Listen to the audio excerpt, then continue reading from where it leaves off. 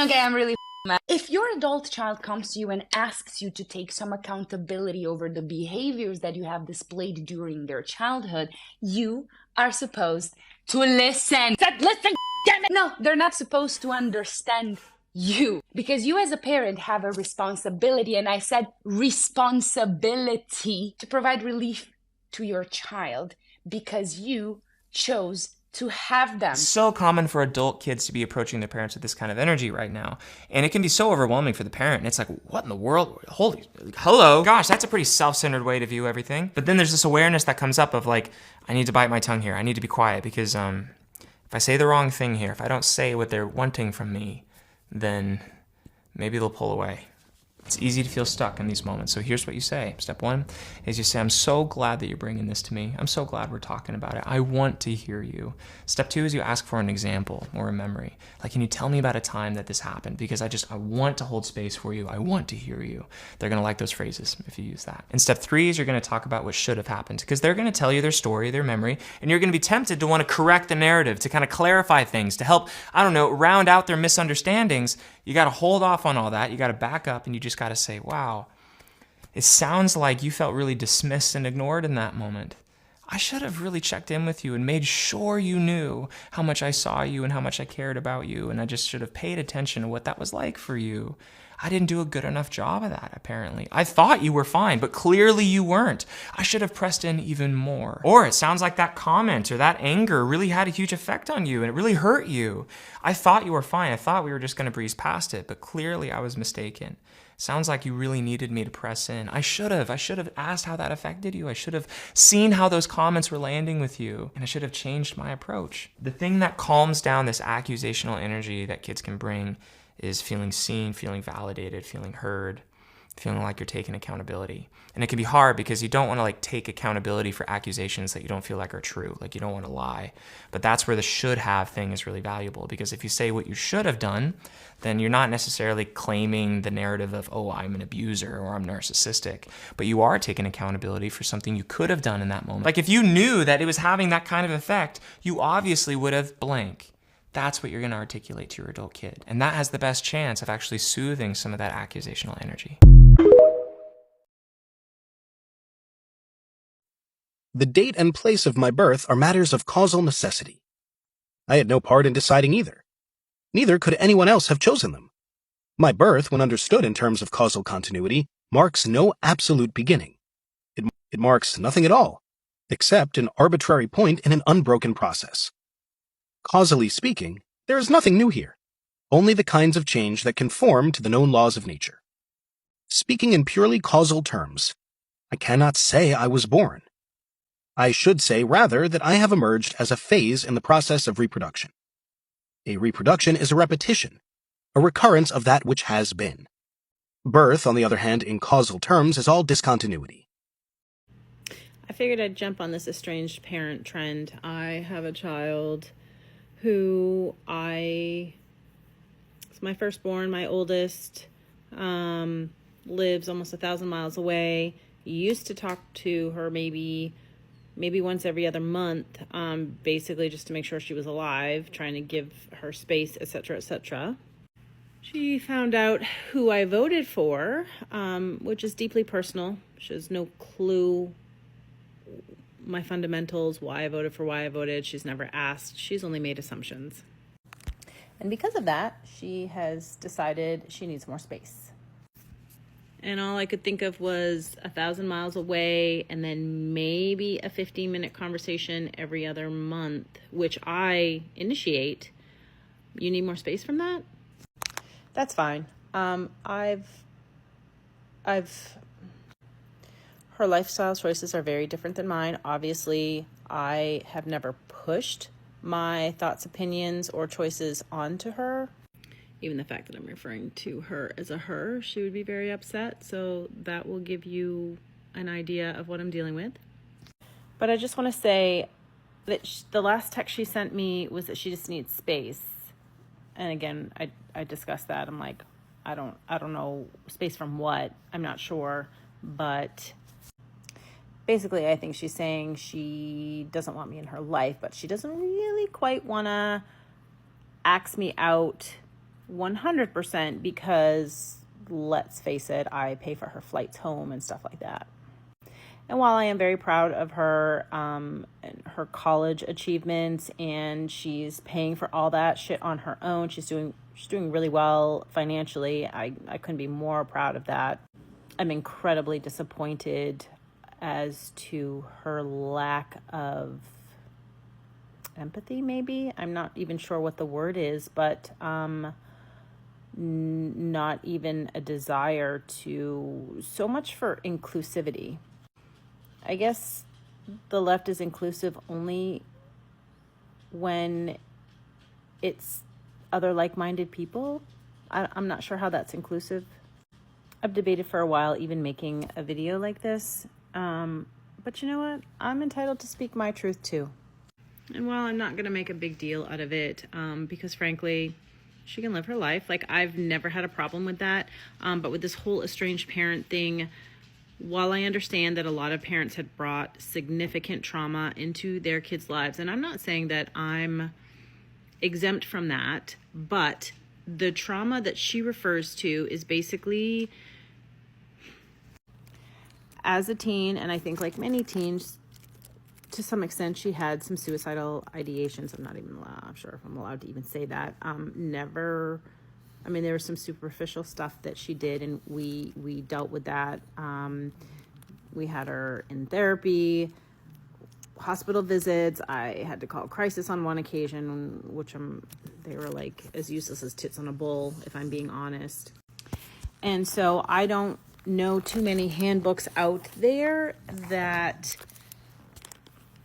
give a step-by-step on parents how to keep your kids from harming themselves physically. I mean, I know there's books out there, but every child is different. Every circumstance is different. And so as a parent, I simply did anything and everything to keep my child alive.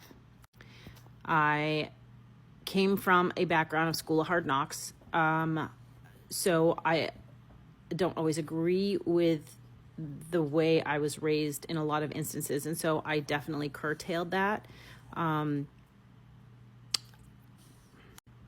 I have apologized for any traumas that I've brought onto her. I've told her, please give them back. They're not yours to carry. I will deal with that. And I know that that's easier said than done. But if I'm being honest, she hasn't even given me an opportunity to explain myself. She has simply, interestingly, just assigned whatever motives fit the story in her head, and just painted me out to be this really bad guy. In reality, I have done nothing but support. I have tiptoed on eggshells. At one point, like I said, I've tried everything from School of Hard Knocks to gentle parenting and literally everything in between. And at some point as a parent, you're just throwing shit at the wall and hoping something sticks because you're just trying to keep your kid alive. You're trying to help put your child on a path to success, whatever that means for them, because that's not to say that I'm making the choices for her.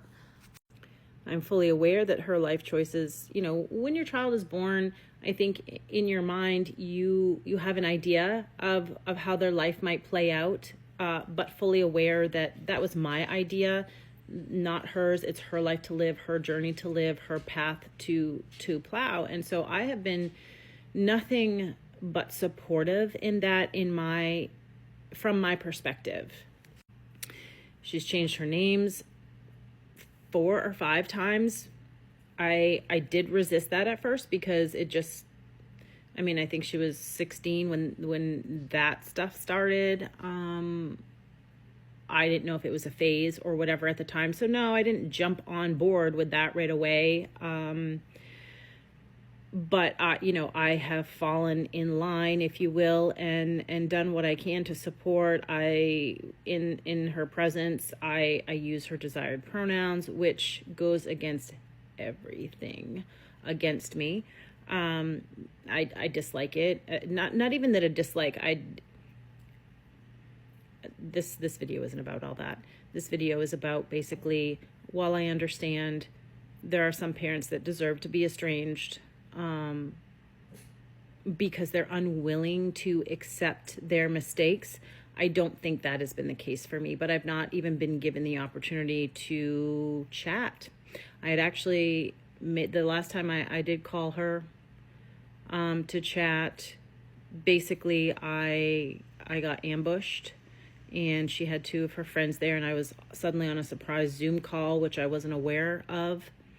And which, fine, you want people there to support you, that's fine. I mean, I was good with that. I think most people, including herself, would have been colossally pissed and upset. I mean, I was upset because I was ambushed. I was simply calling to see how she was doing. Apologized for what I thought, like, we had sent some text and it got a little political because she's in Canada and they heavily censor US news, and she had posted something. I was like, that's not happening. Like, I just want you to know, like, that's not the case. And she went off the deep end, and that's fine. She can't, but anyway, so I had called, I was like, whoa, pump the brakes. I think we need to FaceTime. I don't, whatever. And so I had called to just apologize. I wasn't going to debate, nothing. Like, I can respectfully disagree. I don't buy into her life choices. That's okay. I still love her. I still support her. Anyway, the point of this whole video is that some parents don't deserve to be estranged. I wholeheartedly believe that that's the case with me, but I'm not going to beg someone to be in my life. If you don't want to be in my life, that's fine. I'll make my peace with that. But I don't know. I hope that these kids growing up thinking that, the one person that has truly been in their corner their entire fucking life, turning their back on that one person, karma is all I can say. I mean, I don't know. I don't know what else to say. But when I see, people, oh, I cut my parents out, this and that. Well, think about it before you do it. Life's short. And we only get, that we remember, for the most part, one trip on this earth. And when our earthly journey is done, it's done in the vessel that we have. So before you cut your parents off, think twice. Do they really deserve it? Or is maybe just some hard discussions need to be followed? Maybe just some hard discussions need to be had so that you can come to a common ground and move forward together peacefully, respectfully. A birth is an event in the ongoing history of a family, even the history of a culture. The radical originality of a birth announces itself in the way it brings the dramatic into conflict with the theatrical in cultural or family history. Theatrically, my birth is an event of plotted repetition. I am born as another member of my family and my culture. Who I am is a question already answered by the content and character of a tradition. Dramatically, my birth is the rupture of that repetitive sequence, an event certain to change what the past has meant. In this case, the character of a tradition is determined by who I am. Dramatically speaking, every birth is the birth of genius.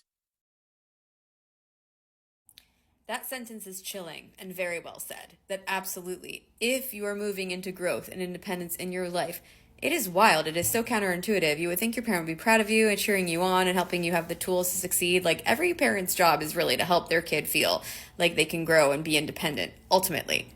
Not to stay right near them, okay, and be leeched off of. But unfortunately, in the inverted narcissist worldview, you are abandoning them if you start taking care of yourself, prioritizing your own needs, and flourishing in the world. So that fucking sucks. I'm sorry you went through that. And y'all parents out there whose kids have gone no contact, and you're sitting here trying to blame the child, sorry, but it's you. You are to blame. You are always to blame. Why?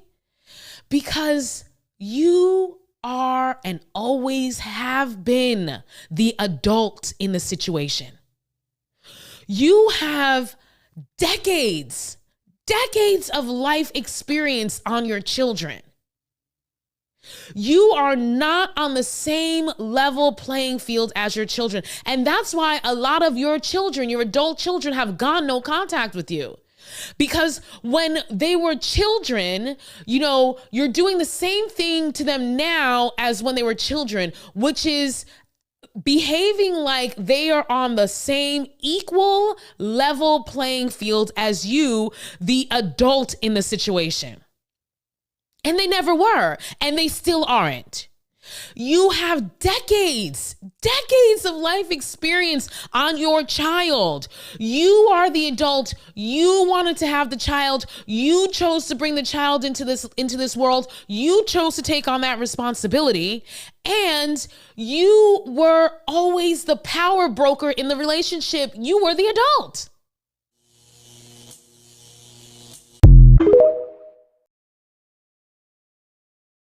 The problem with growing up in a hierarchical, largely Christian, fascist, imperialist country is that they've convinced us that good is synonymous with obedient. What this looks like is that a lot of the time, when people are disruptive, when people can't obey, when people can't conform, we conflate that with badness.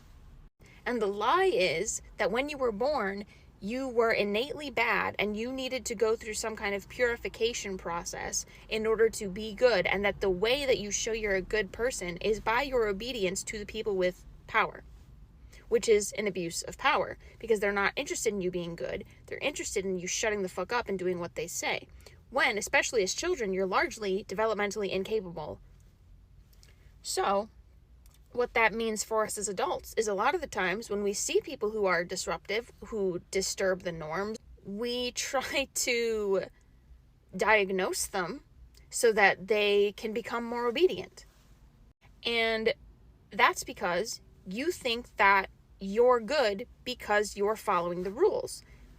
But when you were born, you had innate goodness. And actually what happened is the systems in power convinced you to turn that goodness off little by little until you were an obedient little robot who can go to work and only worries about their basic needs and surviving. Every person is capable of both goodness and badness. It's just that we have associated being good with being obedient and being bad with being incapable of conforming or unwilling to conform. And so what I'm here to tell you is that those are separate things. And that actually being outwardly disobedient to this society is a sign of inner strength. And those are things that should be encouraged. And the more you encourage them, the more you'll find that this person ends up getting ousted. And you might be tempted to go, well, why didn't you just try to fit in? Why didn't you just try to fit into this society? Because this society is inherently corrupt. This society is bad, objectively. Because it promotes the worst parts of us. It advances the selfishness. It advances only survival. It incentivizes us to care about nothing but our own cups. We can't keep operating under that way of thinking. So, you are capable of both goodness and badness. You do not have to suffer to be good. You do not have to submit to be good. You do not have to do anything to earn or get access to the goodness inside of you. It's already there. If you haven't used it in a while because you've been busy being obedient, it's important to get in touch with those things. And remember that you do owe other people things. You do owe the world. You do owe the planet. You do owe yourself kindness, grace, compassion, money, time, energy. And the other thing it's important to remember is that you're equally capable of being bad. And that badness exists in all of us. And it's really easy to look at the external world and find the bad guy and point at that person and put all the energy into that if you haven't done the work to deal with the bad guy inside of you first. And dealing with the bad guy doesn't mean locking them up inside. It means talking to them. For me, what that looks like is the bad guy in my life, the person I was most afraid of, the person who had the most power over me internally was my father. My father was an emotionally abusive, inconsistent narcissist. And narcissism in and of itself is something we're all capable of. It's a disorder, and I believe that he needed help with that disorder. I believe that equating narcissism with straight up badness is unfucking helpful. However, because there was a system of power in place, because I was a child depending on him for stability and survival, his behavior really fucking hurt me. So I was so afraid of being narcissistic. And I had to look at that internally and go, that's because you're afraid of being like your father. But your father was not wholly good or bad. Your father made decisions. And the system, more importantly, enabled him to make bad decisions that hurt you, rather than pursuing what was best for him outside of the system and ultimately best for your family. So I would argue that rather than pointing to one person as the bad guy is the system. The bad guy is fascism, imperialism, capitalism, money. And when you understand that, you can look internally and go, why are these things inside of me? Because if you're raised in our society, you are raised under the lens of patriarchy and white supremacy and fascism and imperialism. So they're going to be inside of you. And a lot of you are uncomfortable with that. So you look externally and go, that's bad. Because we need to punish that guy. We need to kill that guy. And if we kill that guy, the problem will go away. Nope. That guy's a symptom. That is a symptom of the problem. And the only way we're going to get rid of this and make sure that things like this stop happening is not through one assassination, but through a collective effort to liberate ourselves from those ideologies. And that doesn't mean that you have to look at that guy and show him sympathy or empathy. It just means acknowledging that the system created him and that people in this country supported him because they support those parts of themselves because they've been encouraged to, or because they've been manipulated. Because again, most people are living in a hostage situation where they cannot afford to get by. So if you really want to free yourself from that, if you really want to free this country from that, it's not as simple as going, this is good and this is bad, and I will do as much as I can to be good and do as much as I can to punish what is bad. You have both good and bad inside of you, and those things have nothing to do with your ability to conform, because your ability to conform to a society this evil is not indicative of your moral character. It's indicative of how evil the system is. And it's not your fault, but if you're an adult and you are in a safe situation, safe environment now, as much as you can be in this country, then it's your job to look internally. How am I being obedient to the system? How am I conforming to the system in advance? Why do I need to be obedient to feel safe? You're so busy conforming yourself, twisting yourself, changing yourself to earn a scrap of their love and affection, to earn the validation of them telling you that you're good, that you are throwing away your actual goodness and your authenticity. One is speechless before a god, or silent before a winner, because it no longer matters to others what one has to say. To lose a contest is to become obedient. To become obedient is to lose one's listeners. The silence of obedience is an unheard silence. It is the silence of death. For this reason, the demand for obedience is inherently evil. Bingham in Hawaii was surprised that the Hawaiians held women in supreme regard. You got to remember, when colonizers came to the Pacific, it's completely different to what it was in Europe at that time. These colonizers came from societies where women were banned from everything. Women were pieces of property that men could own. Chattel is the word. White women were pieces of property for men to own. Woman did not have any right to her own body. This is the society that colonizers lived in. Even bathing. So when they took their one bath a year, the woman was last. They came to the Pacific and they were shocked because it's the complete opposite. In the Pacific, women led, women ruled, women were the heads of families, and there were women gods. Obviously, they had the holy trinity of men. You think about women gods. You have Papatuanuku, the land, Hina, the moon, Mahina or Masina. Nafanua. Nafanua, the god of war. The god of war is a woman. The god of war is a woman. So imagine the psychological impact where every day you're giving thanks to women. Thank you, Papatuanuku, for the land which creates the food that nourishes our body. Thank you, Hine, providing the illuminated night sky, the moon in the sky, to illuminate the pathways for our boats to navigate. So you're thanking women all the time. Like, imagine that psychological impact on how you treat women, you know, and you see the divinity in woman. If you have a daughter, you're not raising a daughter, you're raising a young goddess.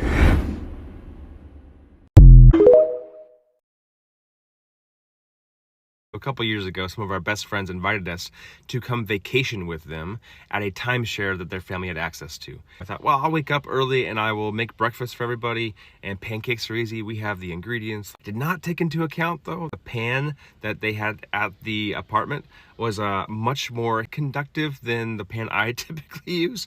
I buttered the pan in prepping the pancake batter. It automatically started to smoke. Now, because this was a timeshare that was hardwired into the local fire department, we actually got a knock on the door. A fire chief came to the house, and his question was, who's in charge here? Now, I bring that up because I want you to take a look at something. I saw this post the other day. It said, most evangelical marriage advice starts with this faulty premise that men are an authority over women in marriage. And I definitely grew up in a church and in a circle that preached that. Even growing up in it, I didn't necessarily believe it wholeheartedly, though. I thought, well, first of all, if we take a look at the kind of leaders who are leading this church and their track record of leadership, it's not going so great. And number two, if you're marrying somebody that you really do love and is a capable, intelligent woman, if you're in a cis-het relationship, why would you not want her to be a co-leader? Why should I have to be in charge? It's kind of a weird thing to mandate, and even to really kind of desire. Why would I want to have somebody I care about be subservient to me? What I didn't realize at the time was that all of society, not just the church, but all of society, was really pitching this idea that men were smarter and more capable, needed to be in decision-making roles. So while I didn't necessarily believe this, I didn't not believe it entirely. Like Jamie and I had a conversation very early in our marriage where I said, like, what happens if we do disagree? What happens if it's something important? I think because she was trying to play the role of good Christian woman, she said, well, if it ever comes down to that and it's a really important decision, I'll follow your lead, which I think was her in good faith trying to trust me as a leader. I think in good faith she was just trying to partner. What she didn't know at the time was I did not have enough skills nor insight to really reciprocate that. So while I would have said and did say in that moment that I really think we should make decisions together, when she said I would trust your leadership, it came back to this idea like, okay, well, I guess so. Maybe men are in authority ultimately. I don't want to be an authoritarian. I'm not going to be the kind of person who says you need to submit to me. And therefore, that makes me a good Christian husband because I'm not lording this God-given authority over you. Like, I understand that you are also made in the image of God from the perspective of Christianity.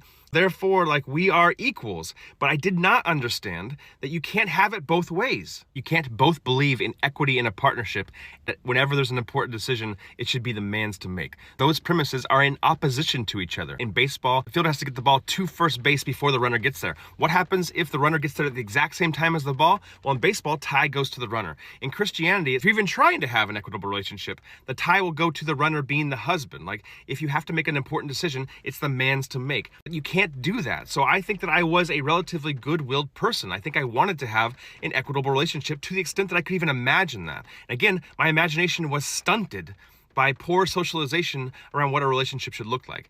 But if you are in that position, you would like to have a healthy, fair, equitable relationship with your wife, especially if you're coming out of a religious background. You cannot, in good faith, tell your wife that we are partners and we will do this together. Also maintain the idea that you will ultimately have the last say. Now, it's not to say that you won't have the last say sometimes. I think sometimes people hear like down with the patriarchy and they think automatically that women will take over and just decide everything and that men won't have a role. Now, we haven't really tried that, so flip-flopping and having women be in charge, I'm not even opposed to it. But women aren't even asking for that oftentimes. Women, what they're asking for is just to be included as an equal member of the team, which means that sometimes it might be my decision we go with, and sometimes it might be her decision we go with, and other times, hopefully our values are so aligned that we don't even have to make a decision because we're already on the same page. And these are the types of conversations that were not being had in the churches I grew up in. I did not see being modeled by the people that I was looking up to. Going back to that vacation story, when that fire chief walked through the door and asked who's in charge here, it was my fault. I took responsibility. For some reason, he needed to file an official report saying who was in charge. It was me. I think taking responsibility and saying I am in charge is a great thing when there is culpability, there's room for improvement, or you can own your mistakes. But saying that I am in charge when it comes to making decisions about the health of the family without the input of your partner is a recipe for relationship disaster.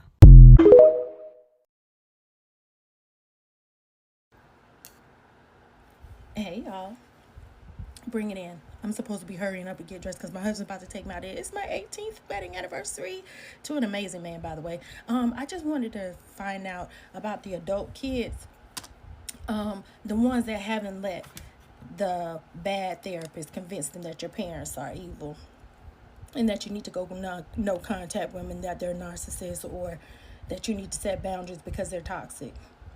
Are y'all out there? I also want to shout y'all out too for the ones that haven't let their friends convince them or manipulate them that their parents are evil, because y'all are spiritually aware.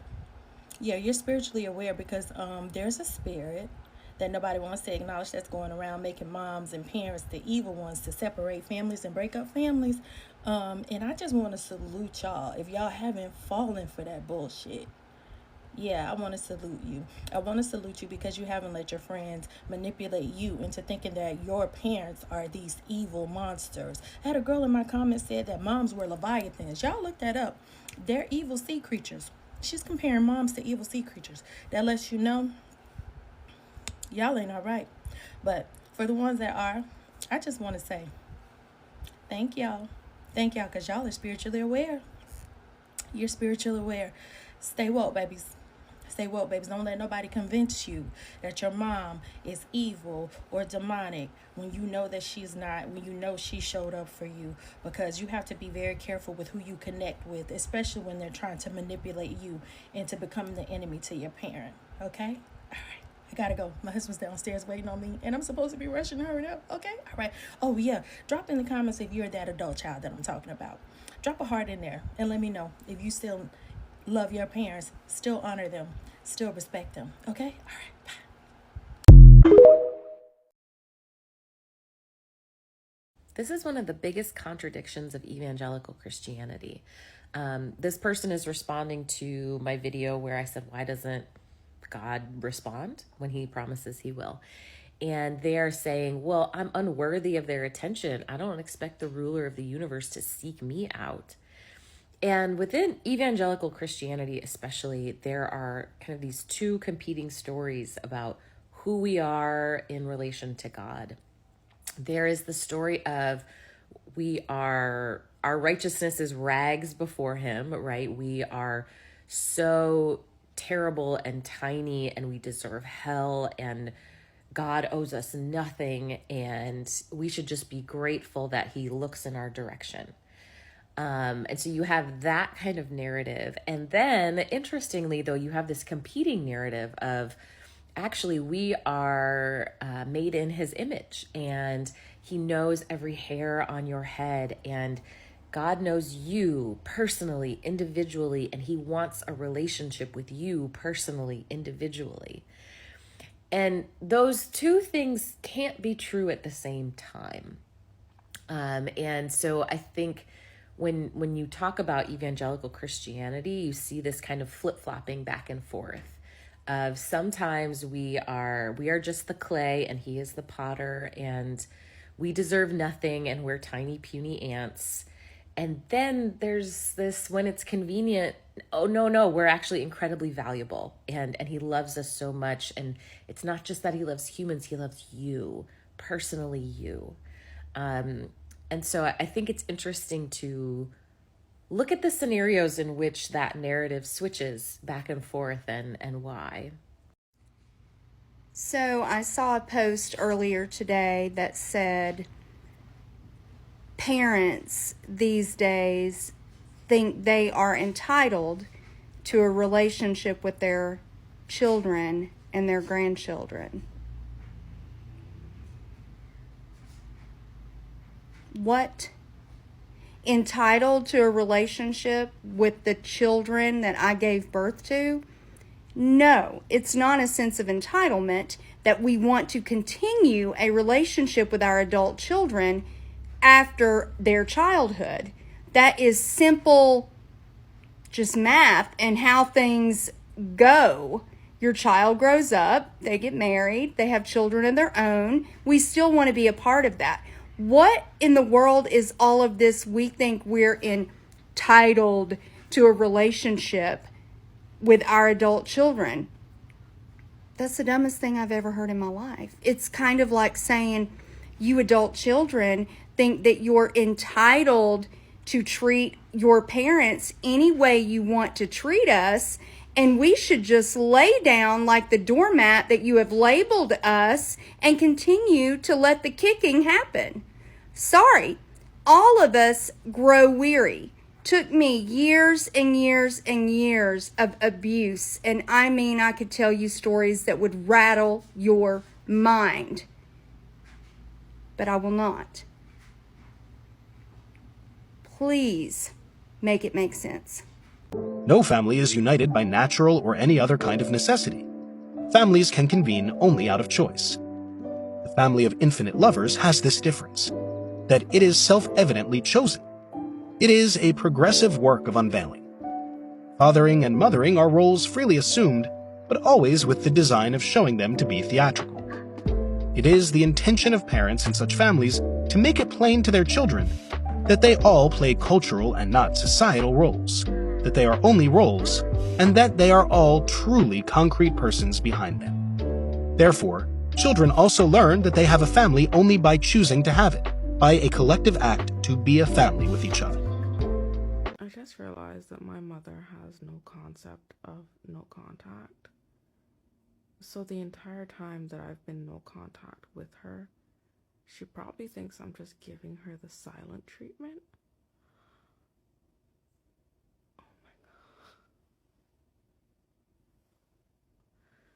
You've probably heard people say, that's just how they are. But have you ever stopped to think about what that really means? One of the reasons this is harmful is because it excuses toxic behavior like manipulation, disrespect. It teaches you to suppress your feelings and shrink yourself.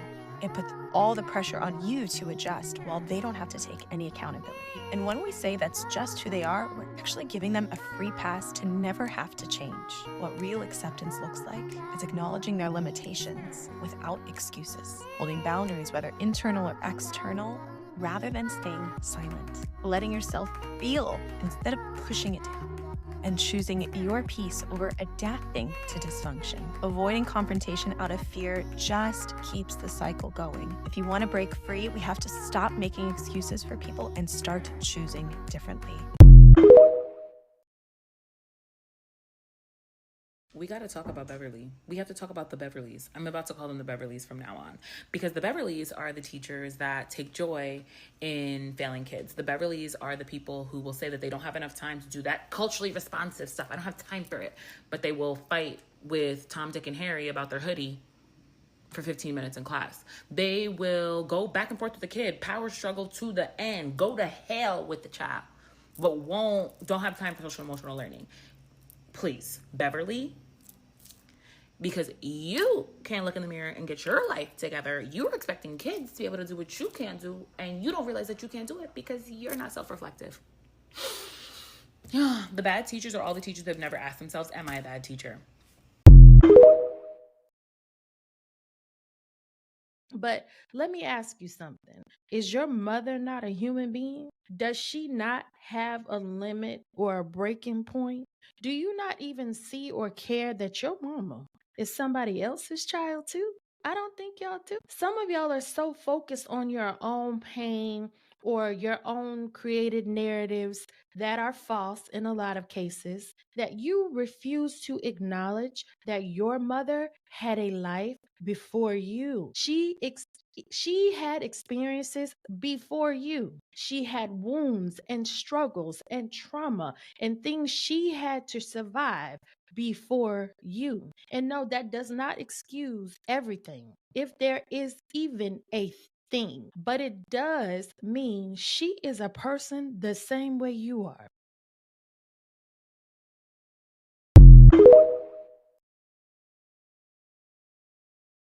Baby boomers are the worst grandparents there is.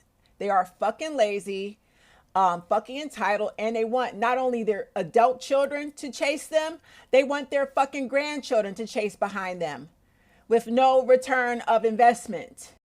Now, before I get into the video, again, I always have to do this disclaimer. This is not about all baby boomers. I realize there is a small percentage of baby boomers who are actually loving, nurturing. They reciprocate the love and energy and time back into their adult children, and they have beautiful relationships with their adult children. This video ain't about them. However, the majority of fucking baby boomers are toxic, entitled, highly narcissistic, sociopathic. They are referred to as the me generation. Everything is about fucking me. They only had children to keep up with appearances, or to trap their other lover, their partner, their spouse, so they can keep tabs on their fucking partner. Meanwhile, they'll dump their children off on grandma, grandpa while they run the streets. Our parents didn't love us or want us, but they had us and they abused us. So guess what? If they didn't want to be fucking parents, what makes you think they want to be fucking grandparents, bitch? They don't. But they expect their grandchildren to chase behind them. Okay? I know this firsthand, honey. Both my mother and father are baby boomers. And the way that they have both treated my daughter, I'm going to tell you now, that's why we match in energy. They're both in their 70s. My father's already in his 70s. I don't know if my mother's 70 or she's about to be 70. They're getting old. And they're going to need somebody to wipe their ass, push them around in the wheelchair, you know, supervise them, help them financially with bills and shit. They forget all this shit when they do their children fucking dirty and their grandchildren. But like I said, I'm matching motherfucking energy because I'm not going to be there. I'm not going to be there for either one of them. Baby boomer grandparents, they are lazy as fuck. You know, the ideal of having a grandchild, a new baby, a newborn baby, they will be the first ones to jump on Facebook and announce to everybody they have a beautiful newborn grandchild. Everybody look at my grandbaby, ba ba ba ba ba. Isn't he wonderful, so pretty, ba ba ba ba. Oh, baby, they love to brag because you got to understand, they don't love the grandchild. However, the grandchild, the newborn baby, is like an ornament. It's like an ornament. The baby is like an embellishment, a beautiful, precious ornament that makes the narcissistic grandparent look good. Gives the grandparent bragging rights. You got to remember, narcissists are vain. Everything is about image. Everything is about keeping up appearances. So a newborn baby, it makes them look wonderful. I'm a wonderful grandparent. I'm new and look at how beautiful my grandbaby is. But it's a different story how they treat their grandchild behind closed doors. Now, again, you know, baby boomers, when they have multiple children, what usually happens, they will treat one of their children better than the rest of their children. But when their children become adults, that behavior, it passes down to the grandchildren. They may spoil one grandchild while ignoring other grandchildren, okay?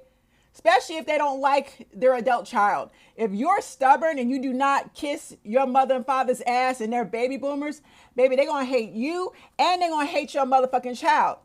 Watch what I tell you. Set a boundary and stop letting your parents, you know, rule over you. Don't let them in your personal business. Don't kiss their ass. Don't, you know, make them fucking respect you as an adult. And I can promise you, they're going to take it out on your child, their grandchild.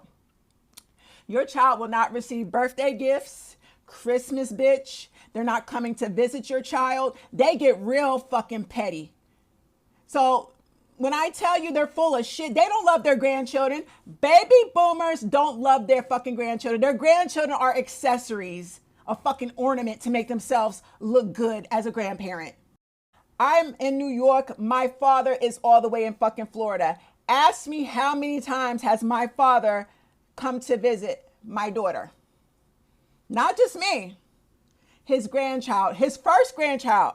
My daughter is the first grandbaby of the immediate family.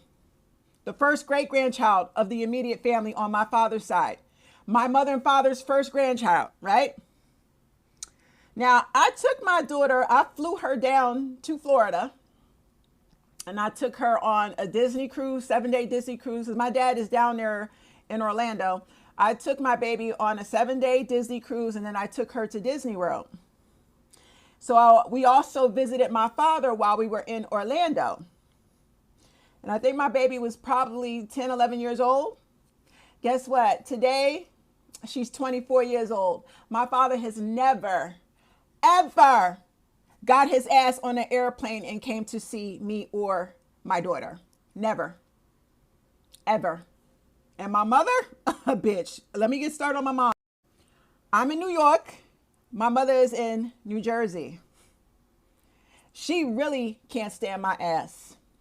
I put up for my daughter to be the very first grandchild. Shit was cool when my baby was first born because I allowed my mother to overstep boundaries. Being that this was the first baby, it was very special, a big deal. I allowed her to do my baby shower. I moved and relocated and stayed with my mother, when I was 9 months pregnant. Switched over hospitals because I'm in upstate New York. I had arrangements to switch my insurance company, had to switch everything over to the hospital in New Jersey. All this to accommodate my mother because this was her first grandchild. Okay? Shit was cool. She was cool. She was in there because I allowed her to access me, control me. She was able to access me and overstep boundaries. But the moment my baby arrived, the moment I moved back upstate in New York with my baby and started being an adult and handling shit on my own and setting boundaries so that I could enjoy my baby privately and be a mother, that's when shit hit the fan. My mother started to show her fucking ass when I set boundaries. So now over the years, my mother stopped all that treatment for my daughter. My mother's in New Jersey and I'm in New York. She has my mailing address. So does my father. Ask me how many fucking times. I said, okay, bitch, you don't have to come visit your grandchild. I don't give a fuck. You ain't gotta come see me. I don't care. You do have a grandchild, your first grandbaby. Ask me how many times my mother has sent my daughter anything in the fucking mail, bitch. Not a single birthday card, not a birthday gift, not a graduate. My daughter's had 3 graduations. Elementary, middle school, high school. She got nothing from neither my mother or father in the mail. My daddy got my address too. Christmas, no Christmas cards. Nothing. Nothing. Why? Because they can't fucking control me. So they punish the grandchild. Lazy motherfuckers. And I said, you know what? My baby's going to be well taken care of. I'm going to see to it she has everything. But it'll be a cold day in hell before I kiss either one of their asses. And they both going to get fucking old. And I'm going to match that fucking energy. Don't let them get fucking sick and old in a nursing home. I'm turning my fucking back. It's the fucking entitlement. It's the fact that they feel that we owe them fucking everything, yet they don't put in the work, the time, the effort, the love. If they can't control you, and then it's fuck you and fuck your child. And I'm ashamed of my parents. I'm ashamed of their fucking behavior. How you mistreat one grandchild and you spoil all the other grandchildren because you're allowed, you can control the other children. But the adult child that you can't control or you can't stay in their personal business, it's fuck you and fuck your child. That's the baby boomer generation. Baby, I'm so glad that up and down my TikTok timeline, I'm seeing so many videos of Gen X and millennials expose their baby boomer parents for this trifling fucked up behavior. They want you to chase and kiss their ass and whatever, but it's not reciprocated. So we're not doing that. We're not doing that no more. You disrespect your grandchildren. You don't show them no love. You don't send them a card, nothing. You don't acknowledge them. It's fuck you. How about that? Yo, baby boy went from calling you every single day to being a ghost in the family group chat. He ain't even left the group. He just sitting there on red like he in witness protection. You didn't raise no Houdini. But daggone it, if he ain't vanished, that man disappeared faster than your tax return money. No calls, no texts, just poof. He's so far gone, even the CIA couldn't track him down. You out here trying to figure out if you need to file a missing person report or do an exorcism request. This woman got him acting like he got amnesia. Like he don't even remember the woman that pushed him out in 36 hours of labor and 2 epidurals. His whole childhood done just got erased like an Etch-a-Sketch. All them birthday parties, all them late night talks, and now he acting like he was just the landlord. That woman then turned your baby boy into a grown up hostage with a wedding ring. That man looked like he in a Get Out sequel, but you ain't got the little teacup thingy to wake him up.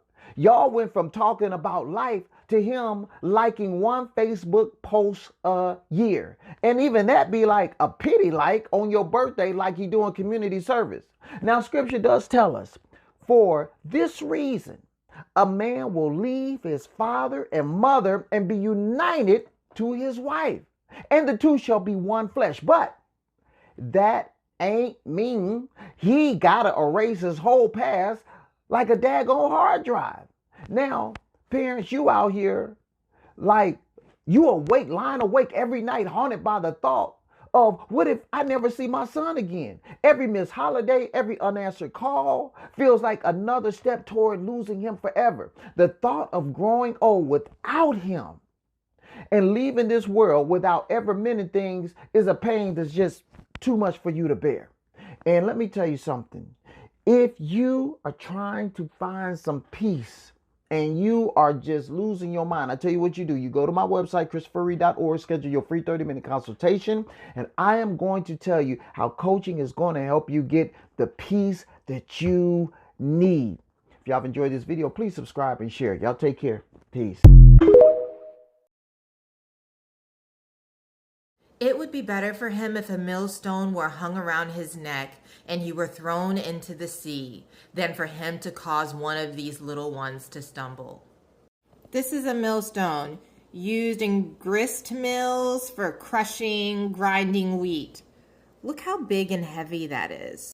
New Testament Jesus said, if you think it's cool to cause little people to stumble, children to stumble, the vulnerable population, which you could then, extend to other vulnerable demographics, then you should go. But when I say I'll never forgive you, I'm the bad guy. Not to mention that at the time that Jesus said this, people were terrified of the sea and thought sea monsters lived there. So not only did he say that he thinks you should do this, but that you should, in the worst way possible, like to drown, which is intense suffering, but surrounded by fear because sea monsters. Let the church say amen. Number one skill I think estranged parents lack really might surprise you. It's the skill that has been shown across multiple studies to be the number one indicator of life satisfaction and relationship happiness. It's self-compassion. Self-compassion is the ability to be with yourself when something is difficult and love yourself anyway. The reason I think estranged parents lack this is because maybe they take accountability, maybe they're saying sorry, but it's not from a place of self-love, self-understanding, and self-acceptance. It's from a place of shame. And we know this because their child doesn't receive it because it's not a felt sense of love and understanding. It is coming from a desperate need to prove that they are not a bad person. And that's what shame is all about. Shame tells you you are a bad person. Self-compassion says you're not. I think that parents that really struggle with this they seek their child's state of being as a supposed validation for them doing a good job, but self-compassion comes within. It's a relationship with yourself. So do you know that even though your child is struggling, even though they've gone no contact, even though they're estranged, you are allowed to love yourself truly and be secure in that? And it is only from that place that you can listen to their issues with you and think of them as mistakes instead of thinking that it's your fault. And if you don't have self-compassion, you're not fighting your kid. You're fighting your shame about your kid. Welcome to How to Be a Toxic Parent Masterclass. And today's subject is going to be the guilt trip. I'll be your host today and your resident toxic parent, giving you all of my tips and tricks from personal experience of how to be toxic. And if you don't like this workshop, I'll claim it never even happened. So guilt tripping is not just about guilt tripping people when I've done something bad. Guilt tripping is about making guilt their default setting. You must teach them that when you're unhappy, it's their fault. Remember, subtle. S-U-B-T-L-E. You must be subtle. The little looks, the little change in your glance, the way that you say things, your energy. This is how you're going to really manipulate them. And in the end, they'll stop waiting for you to say something and just do it. How do you know when you've worked this correctly? Because when they become adults, they don't even realize they're carrying the weight. They just think that guilt is love. They end up thinking that being a good son or daughter is sacrificing their happiness for you. They won't even come to you. Before they even think about coming to you, they'll assume they're overreacting. And the best part, when they start trying to lay boundaries, the guilt will eat them up inside, and you won't even have to do anything. You'll still be abusing them from afar. All it takes is one mother consistently saying, be quiet, don't say anything, and that will start the generational curse to the family that will pass that silence down and make it normal. Words like, be quiet, don't talk about it, don't say anything. We keep this in the family. Don't embarrass your family. If you don't learn how to honor your voice, you will cripple your whole entire family. And you will teach your children to never speak up. And that will be passed down to your children's children. They will feel it. All the weight of your unspoken words, the heaviness of pretending that everything is okay, when everything inside of them is actually falling apart. When you abandon your voice, you will pass down that void of teaching your children that their voices don't matter. The generational curse of suffering in silence. And now you will have children crying behind smiles, women that will shrink to survive, and men that will only use anger and aggression instead of their voice. Never learning how to say, I am hurting, because mommy always said, be quiet, because grandma said, don't talk about it. But what if the breakthrough comes in breaking the silence? It is time to unlearn the silence. It's time to tell our daughters that your voice is your power. Your healing is your power. It's time to teach our sons that real strength is in speaking your truth, because silence will no longer be accepted. We will not pass down pain as a tradition. We will pass down truth. We will pass down freedom. We will pass down the power of using your voice.